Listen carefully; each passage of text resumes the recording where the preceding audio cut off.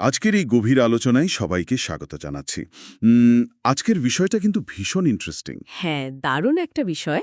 আমরা কথা বলবো রবিন শর্মার বিখ্যাত বই দ্য 5 AM ক্লাবের স্প্যানিশ সংস্করণের কিছু বিশেষ অংশ নিয়ে। মানে এই বইয়ের ভেতরে যে জীবন দর্শন লুকিয়ে আছে সেটা নিয়ে। একদম। আম, আমাদের আজকের মূল লক্ষ্য হল কিভাবে ভোরে ঘুম থেকে ওঠার এই সাধারণ একটা অভ্যাস মানুষের সৃজনশীলতা, উৎপাদনশীলতা আর মানসিক শান্তিকে সর্বোচ্চ পর্যায়ে নিয়ে যেতে পারে তা নিয়ে আলোচনা করা। আর সেটা কিন্তু খুব চমৎকারভাবে বইয়ের গল্পের চরিত্রগুলোর মাধ্যমে তুলে ধরা হয়েছে। হ্যাঁ, মানে ধরুন কোনো কম্পিউটারে যখন একসাথে অনেকগুলো ভারী সফটওয়্যার চলতে থাকে তখন ঠিক কি ঘটে? প্রসেসরের উপর প্রচণ্ড চাপ পড়ে।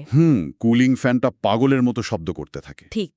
সিস্টেম ধীর হয়ে যায়, আর ঠিক যখন মনে হয় কাজটা হয়তো কোনো মতে শেষ হয়ে যাবে, হঠাৎ স্ক্রিনটা পুরোপুরি নীল হয়ে যায়, ব্লু স্ক্রিন অফ ডেথ। সব গ্রাস করে, মানে সব শেষ। একদম। সাধারণত কোনো যন্ত্রের ক্ষেত্রে এমনটা ঘটলে প্রচণ্ড বিরক্তি কাজ করে, কিন্তু মানব জীবনের ক্ষেত্রে এই যে সবকিছু ভেঙে পড়ার বা ক্র্যাশ করার চূড়ান্ত মুহূর্ত, এটা কি সবসময় শুধু একটা ব্যর্থতা? এই প্রশ্নটা খুব জরুরি। মানে জীবনের এই ব্লু স্ক্রিন অফ ডেথ কি আসলে নতুন কোনো অপারেটিং সিস্টেম ইনস্টল করার একটা পূর্ব শর্ত? রবিন শর্মার বইয়ের গভীরে তাকালে ঠিক এই প্রশ্নটাই সবার আগে সামনে আসে। মানুষের মনস্তত্ত্ব আর যন্ত্রের মেকানিজমের মধ্যে একটা বিশাল পার্থক্য কিন্তু এখানে। যন্ত্র যখন ক্র্যাশ করে তখন তার যাত্রা শেষ, কিন্তু মানুষের ক্ষেত্রে সবকিছু ভেঙে পড়ার এই মুহূর্তটাই অনেক সময় সবচেয়ে বড় সুযোগ হয়ে দাঁড়ায়। ওহ আচ্ছা, মানে নতুন শুরুর সুযোগ। হ্যাঁ, আমরা সবাই তো একটা গোছানো পরিচিত ছকের মধ্যে বাঁচতে ভালোবাসি, কিন্তু যখন সেই ছকটা পুরোপুরি উল্টে যায় ঠিক তখনই মানুষ গভীরভাবে ভাবতে বাধ্য হয়। ঠিক আছে, চলুন বিষয়টি একটু ভেঙে দেখা যাক। গল্পের শুরুতেই আমরা দেখি এক নারী উদ্যোক্তার কথা। হ্যাঁ, যিনি তার নিজের তৈরি কোম্পানি থেকেই বিতাড়িত হওয়ার পথে। বিনিয়োগকারীরা তার বিরুদ্ধে ষড়যন্ত্র করছে। তিনি এতটাই হতাশ যে এক মুঠো স্লিপিং পিল হাতে নিয়ে আত্মহত্যার কথা ভাবছেন। মানে ভাবা যায়? পরিস্থিতি আসলেই ভয়াবহ। অন্যদিকে আছেন একজন শিল্পী, যার ভেতরে সম্ভাবনা আছে, কিন্তু তিনি নিজের কাজের প্রতি তীব্রভাবে হতাশ, নিজের সেরাটা দিতে পারছেন না। এই দুজন মানুষ যারা জীবনের একেবারে খাদের কিনারায় দাঁড়িয়ে আছেন, তারা আসেন এক বিখ্যাত গাইড বা স্পেলবাইন্ডারের সেমিনারে। হ্যাঁ, আর সেই গাইড স্টেজে দাঁড়িয়ে ডিজিটাল যুগের বিভ্রান্তি নিয়ে কথা বলছিলেন। কিন্তু কথা বলতে বলতেই হঠাৎ তিনি জ্ঞান হারিয়ে স্টেজের উপর পড়ে যান। তার মাথা থেকে রক্ত ঝরতে থাকে। মানে এই যে তিনটি চরিত্রেরই এক ধরনের পতন, স্পেলবাইন্ডারের শারীরিক পতন, উদ্যোক্তার মানসিক বিপর্যয় আর শিল্পীর সৃজনশীলতার মৃত্যু। মানুষের জীবনে কি এমন কোনো ব্রেকিং পয়েন্ট আসাটা বাধ্যতামূলক? এখানে সবচেয়ে আকর্ষণীয় বিষয়টা বাধ্যতামূলক কিনা তার চেয়েও বড় কথা হলো এই ধরনের সংকট বা ট্র্যাজেডি মানুষের ভেতরের নকল আবরণগুলোকে ধুয়ে মুছে পরিষ্কার করে দেয়। আচ্ছা, মানে ইগোর আবরণ। একদম ঠিক। স্পেলবাইন্ডারের এই পতন আসলে একটা পরিষ্কার বার্তা দেয় যে জীবনে যত বড় সফলতাই আসুক না কেন, সবারই একটা চূড়ান্ত সীমা আছে। মানুষের ইগো সবসময় তাকে বোঝাতে চায় যে সে সবকিছু নিয়ন্ত্রণ করতে পারে। কিন্তু যখন চারপাশে সাজানো পৃথিবীটা ভেঙে পড়ে, তখন ওই ইগো চূর্ণ বিচূর্ণ হয়ে যায়। উদ্যোক্তা এবং শিল্পী দুজনই এমন একটা অবস্থায় ছিলেন যেখানে তাদের হারানোর আর কিছু অবশিষ্ট ছিল না। আর মনোবিজ্ঞান তো বলেই যে হারানোর ভয় না থাকলে মানুষ সবচেয়ে সাহসী হয়। ঠিক, ব্রেকিং পয়েন্ট হলো সেই জায়গা যেখান থেকে পুরনো আমির মৃত্যু ঘটে আর নতুন এক আমির জন্ম নেওয়ার পথ তৈরি হয়। আমার কিন্তু বিষয়টা এতটা সহজ মনে হচ্ছে না। কেন? কারণ ব্রেকিং পয়েন্টে তো অনেকেই পৌঁছায়, কিন্তু সবাই তো সেখান থেকে ঘুরে দাঁড়াতে পারে না। অনেকেই তো চিরতরে হারিয়ে যায়। হ্যাঁ, সেটা একটা বাস্তব সমস্যা। আর এখান থেকেই বিষয়টি আসলেই খুব চমকপ্রদ হয়ে ওঠে। কারণ স্পেলবাইন্ডার অজ্ঞান হয়ে যাওয়ার পর উদ্যোক্তা এবং শিল্পীর সাথে পরিচয় হয় এক অদ্ভুত চেহারার মানুষের। হ্যাঁ, লোকটা চুল উস্কো-খুস্কো, গায়ে নোংরা কাপড়। সেমিনারের ভেতরে বসেই অদ্ভুত সব আচরণ করছিল সে। কিন্তু তাকে গৃহহীন মনে হলেও তার হাতে ছিল প্রায় $1,00,000 দামের একটি বিলাসবহুল ঘড়ি। ভাবা যায়, $1,00,000 ঘড়ি! হ্যাঁ, গানমেটাল রঙের ঘড়ি। আর এই জীর্ণশীর্ণ ব্যক্তিটি অবলীলায় জর্জ বার্নার্ড শোর মতো বিখ্যাত মানুষের উক্তি দিচ্ছিল। সে দাবি করে যে স্পেলবাইন্ডারের শিক্ষায় তাকে বিপুল সম্পদের অধিকারী করেছে। Mister Riley. মানে একজন বিলিয়নিয়ার কেন নিজেকে এভাবে আড়াল করে রাখবেন? এটা কি শুধুই একটা কৌশল, নাকি এর পেছনে অন্য কোনো কারণ আছে? আমরা যদি একে বৃহত্তর প্রেক্ষাপটের সাথে মিলিয়ে দেখি, বাহ্যিক দৃষ্টিকোণ থেকে এটাকে নিছক ছদ্মবেশ মনে হতে পারে, কিন্তু এর গভীরে রয়েছে প্রাচীন স্টোয়িক দর্শনের একটি অত্যন্ত শক্তিশালী অনুশীলন। স্টোয়িক দর্শন মানে ওই রোমান ফিলোসফারদের মতো? একদম। একে বলা হয় ভলেন্টারি ডিসকমফর্ট বা স্বেচ্ছায় বরণ করা অস্বস্তি।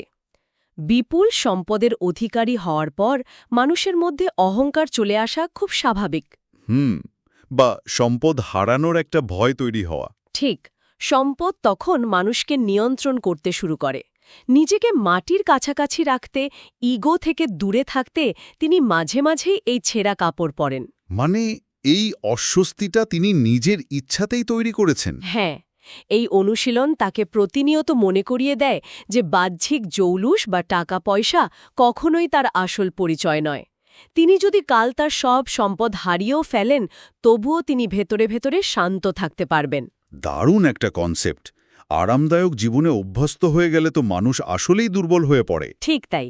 তো এই বিলিনিয়ার মিস্টার রাইলি উদ্যোক্তা এবং শিল্পীকে মরিশাস দ্বীপে তার নিজস্ব সমুদ্র সৈকতে যাওয়ার প্রস্তাব দেন, আর পরের দিন সকালে তাদের নিতে আসে একটি রোলস রয়েস গাড়ি। হ্যাঁ, এবং তারা ওঠেন একটি প্রাইভেট জেটে, যার গায়ে লেখা ছিল C5M বা সকাল 5টার ক্লাব। মরিশাসের এক অত্যাশ্চর্য পরিবেশে তাদের হাতে একটা সোনার ফলক দেওয়া হয়। সেখানে সকাল 5টার ক্লাবের 5টি সুবর্ণ নিয়ম লেখা ছিল। এই নিয়মগুলোই হল পরিবর্তনের আসল ইঞ্জিন। নিয়মগুলো বেশ কৌতূহলোদ্দীপক। প্রথমত, ডিজিটাল বিভ্রান্তি হল সৃজনশীলতার শত্রু। দ্বিতীয়ত, অজুহাত দিয়ে কখনো জিনিয়াস হওয়া যায় না। তৃতীয় নিয়মটি বেশ গভীর। যে কোনো পরিবর্তন শুরুতে কঠিন, মাঝখানে বিশৃঙ্খল এবং শেষে সুন্দর হয়। হ্যাঁ, আর চতুর্থটা হল শীর্ষ 5 ভাগ মানুষের মতো ফলাফল পেতে হলে বাকি 95 ভাগ মানুষ যা করতে চায় না তা করতে হবে। আর সবশেষে যখন হাল ছেড়ে দিতে ইচ্ছা করবে, ঠিক তখনই আরও এক ধাপ এগিয়ে যেতে হবে। আমি এখানে একটু পাল্টা যুক্তি দিতে চাই। আচ্ছা, বলুন। মানে শুধু ভোর 5টায় উঠলেই কি জাদুর মতো সব বদলে যায়? বিশ্বের কোটি কোটি মানুষ তো ভোর থাকতে ঘুম থেকে ওঠেন, তারা সবাই তো আর বিলিনিয়ার হয়ে যাচ্ছেন না। হ্যাঁ, এটা অনেকেই ভাবেন। তাহলে ভোরে ওঠার মধ্যে আসল রহস্যটা কি? এটা কি শুধু শৃঙ্গারের রূপক? প্রশ্নটা খুবই চমৎকার। ভোর 5টায় ওঠাটা কোনো জাদু নয়। আসল রহস্য লুকিয়ে আছে ঘুম থেকে ওঠার পর ওই সময়টাকে কিভাবে কাজে লাগানো হচ্ছে তার ওপর। মানে রুটিনটা আসল। শুধু রুটিন নয়, এর পেছনে খুব শক্তিশালী নিউরোবায়োলজি কাজ করে। যখন ভোর 5টা বাজে, তখন চারপাশের পৃথিবী সম্পূর্ণ নীরব থাকে। একদম শান্ত। এই নীরবতার একটা সরাসরি প্রভাব পড়ে আমাদের মস্তিষ্কের প্রিফ্রন্টাল কর্টেক্সের ওপর। মস্তিষ্কের এই অংশটি সারাদিন আমাদের বিভিন্ন জটিল সিদ্ধান্ত নিতে সাহায্য করে। মানে দুশ্চিন্তা করা, যুক্তি দেওয়া, এসব কাজ করে। একদম ঠিক। সকাল 10টায় এই অংশের ওপর যে পরিমাণ চাপ থাকে, ভোর 5টায় তা থাকে না। একে বিজ্ঞানের ভাষায় বলা হয় ট্রানজিয়েন্ট হাইপোফ্রন্টালিটি। ট্রানজিয়েন্ট হাইপোফ্রন্টালিটি। হ্যাঁ, অর্থাৎ মস্তিষ্কের সামনের অংশের একটা সাময়িক বিশ্রাম বা নীরবতা। তার মানে সারাদিনের যে মানসিক কোলাহল সেটা ভোরে থাকে না। ঠিক। আর ঠিক এই নীরবতার সুযোগে মস্তিষ্কের ডোপামিন এবং সেরোটোনিনের নিঃসরণ বেড়ে যায়। ডোপামিন কাজের অনুপ্রেরণা যোগায়, আর সেরোটোনিন দেয় মানসিক প্রশান্তি। ওহ, আচ্ছা। সাধারণ মানুষ তো সকালে উঠেই ফোন হতে নেয়। হ্যাঁ, আর ইমেল বা মেসেজের চাপে মস্তিষ্কে কর্টিসল বা স্ট্রেস হরমোন ছড়িয়ে পড়ে।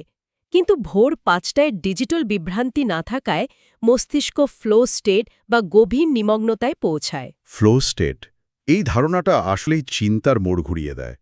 মানে এটা শুধু রুটিন নয়, নিজের মস্তিষ্কের রাসায়নিক অবস্থাকে নিজের পক্ষে কাজে লাগানো। একদম। এরপর গল্পে দেখা যায় মরিশাসের সৈকতে সেই স্পেলবাইন্ডারের সাথে তাদের পুনরায় দেখা হয়। তিনি মারা যাননি, সেখানে বিশ্রাম নিচ্ছিলেন। হ্যাঁ, আর সেখানেই মিস্টার রাইলি তাদের সিল্কের কাপড়ে আঁকা সাফল্যের 3 ধাপের একটা সূত্র শেখান। প্রথম ধাপ শেখা বা সচেতনতা বৃদ্ধি। এরপর বাস্তবায়ন বা সঠিক সিদ্ধান্ত। আর তৃতীয় ধাপ হল আয় বা প্রভাব। কিন্তু এখানে একটা রূঢ় সত্য উঠে আসে। সাধারণ মানুষ কাজে খুব অগভীর থাকে। কিন্তু লেজেন্ডরা কাজের প্রতিটি খুঁটিনাটি বা ডিটেইলে মগ্ন থাকেন। এ বিষয়টা আমার কাছে ফাস্ট ফুড বনাম মিশেলিন স্টার শেফের রান্নার মতো মনে হয়েছে। দারুণ একটি উপমা। মানে ধরুন, ফাস্ট ফুড বানানোর সময় লক্ষ্য থাকে কত দ্রুত কাজটা শেষ করা যায়, পুরোটাই অগভীর একটা প্রক্রিয়া। কিন্তু একজন মিশেলিন স্টার শেফ যখন রান্না করেন, তিনি অনেক ডিটেল খেয়াল করেন। একদম, তিনি শুধু মাংসের তাপমাত্রাই দেখেন না, রান্নাঘরের আর্দ্রতা, প্লেটের তাপমাত্রা, এমনকি সসের ফোঁটাটা ঠিক কোন কোণ থেকে পড়ছে সেটাও দেখেন। হ্যাঁ, এক ধরনের অবসেশন। কিন্তু আজকের এই ব্যস্ত যুগে, যেখানে ইনবক্সে প্রতিদিন শত শত ইমেল আসে, মানুষের মনোযোগ এত বিভক্ত, সেখানে কি এত খুঁটিনাটি নিয়ে ভাবা সম্ভব? এটি একটি গুরুত্বপূর্ণ প্রশ্নের জন্ম দেয়। কেন আমরা এত ব্যস্ত থাকার পরও সত্যিকারের বড় কিছু তৈরি করতে পারছি না? কারণ আমরা অগভীরভাবে কাজ করছি। একদম। সমাজ আমাদের শিখিয়েছে মাল্টিটাস্কিং করতে, কিন্তু মস্তিষ্ক একসাথে অনেক কাজ করতে পারে না, সে শুধু লাফিয়ে বেড়ায়। আর প্রতিবার লাভ দেওয়ার সময় মনোযোগের একটা মূল্য দিতে হয়। হ্যাঁ, এর ফলে কাজের মান কমে যায়। সত্যিকারের মাস্টারপিস তৈরি করতে হলে ওই বিভক্ত মনোযোগকে এক জায়গায় এনে ফোকাস ধরে রাখার অভ্যাস গড়ে তুলতে হয়। ফাস্ট ফুড হয়তো ক্ষুধা মেটাবে, কিন্তু ইতিহাস তৈরি করবে না। ঠিক, ইতিহাস তৈরি করতে হলে ওই গভীর মনোযোগটা জরুরি। আর এই নিজেকে বদলানোর পথটা যে মসৃণ নয়, সেটা গল্পের শেষার্ধে এসে খুব ভয়ঙ্করভাবে বোঝা যায়। হ্যাঁ, সেই রাতের ঘটনাটা। মরিশাসের শান্ত পরিবেশে হঠাৎ আতঙ্ক নেমে আসে। রাত তখন 3:33। উদ্যোক্তার ঘরের দরজায় কেউ কড়া নাড়ে। দরজা খুলতেই দেখা যায় এক ভয়ঙ্কর চেহারার লোককে। সে তার গলায় উদ্যোক্তার মৃত বাবার ছবি ঝুলিয়ে রেখেছে। আর তাকে হত্যার হুমকি দেয় যদি সে কোম্পানি ছেড়ে না দেয়। ভাবা যায় কতটা সাইকোলজিক্যাল প্রেশার। মারাত্মক। অন্যদিকে শিল্পী তার একটা স্বপ্নের কথা জানান। ছোটবেলায় সে স্বপ্ন দেখত সে একজন দৈত্য এবং জলদস্যু। মানে তার ভেতরে ছিল নিয়ম না মানার অদ্ভুত স্পৃহা। কিন্তু সমাজ, শিক্ষক আর বাবা মা তাকে সাধারণ জীবন বেছে নিতে বাধ্য করে। সে শেষমেশ একজন অ্যাকাউন্টেন্ট হয়ে যায়। যেখানে তার ভেতরের প্রতিভা মরে যায়।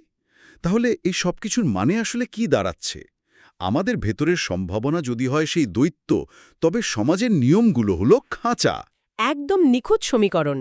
আর উদ্যোক্তার জীবনের ওই হুমকি আর শিল্পীর মনের ভয়, দুটোই তো আসলে পরিবর্তনের পথে বাধা, তাই না? হ্যাঁ, পরিবর্তনের সময় মানুষের মস্তিষ্ক নতুন পরিস্থিতিকে আক্ষরিক অর্থেই বিপদ হিসেবে দেখে। কারণ মস্তিষ্ক চায় পরিচিত আরামদায়ক অবস্থার মধ্যে থাকতে। তা সেই অবস্থাটা যতই খারাপ হোক না কেন। ঠিক, যখনই মানুষ কমফোর্ট জোন থেকে বেরিয়ে বড় কিছু করতে চায়, অবদমিত ভয়গুলো দানব হয়ে সামনে আসে। এটি পরিবর্তনের ওই বিশৃঙ্খল মাঝখানটার একটা নিখুঁত উদাহরণ। যাকে বলা হয় মেসি মিডল। হ্যাঁ, এই বিশৃঙ্খল আর ভয়ের সময়টাকে যে পার হতে পারে, কেবল সেই ওই সুন্দর শেষটায় পৌঁছাতে পারে। সত্যি, আমরা যেন নিজেদের খাঁচাতেই আটকে আছি। পুরো বিষয়টাকে একসাথে করলে আজকের আলোচনা থেকে আমরা চমৎকার কিছু দর্শন পেলাম। হ্যাঁ, অনেকগুলো গুরুত্বপূর্ণ পয়েন্ট উঠে এসেছে। প্রথমত, জীবনের বড় বিপর্যয় আসলে ইগো ভেঙে নতুন শুরুর সুযোগ।